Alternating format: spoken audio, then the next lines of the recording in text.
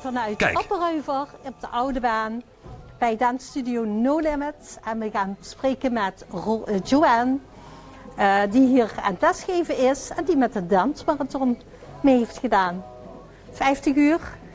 Joanne, 50 uur dansen. Dat klopt, 50 uur is alweer 2 maanden geleden. En weer een beetje opgeknapt ervan? Ja, helemaal. Gelukkig wel. Mijn vraag, zou je het weer doen? Ja, meteen. Meteen. Want ik heb het filmpje gezien op YouTube en nog wat andere filmpjes. En ik vond het zeer indrukwekkend, moet ik zeggen. Dankjewel. Want je moet ook fit zijn om dat te halen.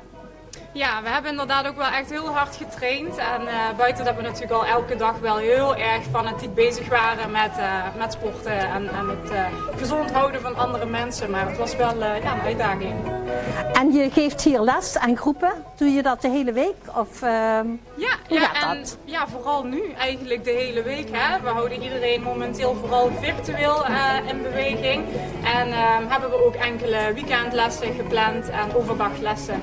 Dus je kunt het online met jouw lessen meedoen. Nou, dat is Nederland beweegt zo een beetje. Ja, maar dan wel een stukje leuker.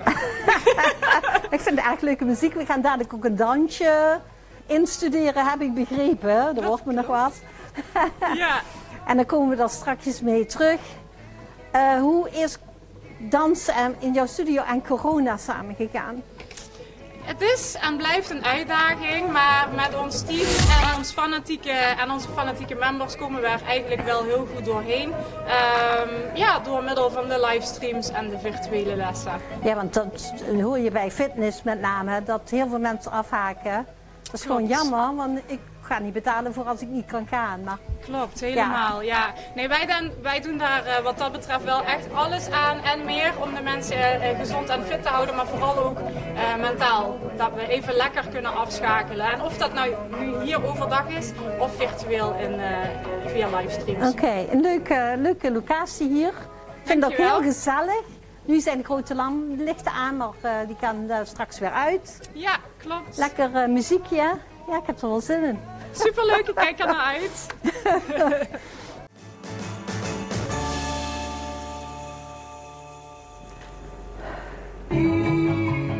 Ready?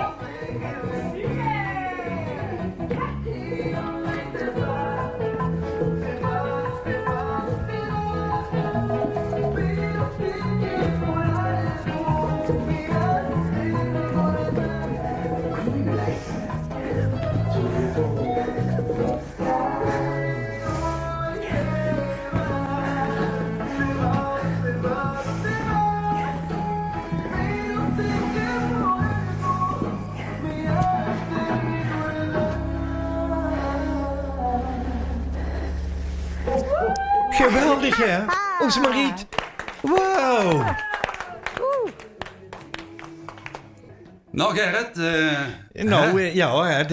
Doe kent het, ik niet. Dat wilde... Nee, ik ga het niet demonstreren. Nee, ik doe het niet. Maar had je wel tussen willen staan? Nou, tuurlijk. Ja, kom op. Ja, dat doen we gewoon de volgende keer. Oké. Ja. Dankjewel, Mariet. Het was top. Het was volgens mij een bachata of helemaal niet makkelijk, moet ik zeggen.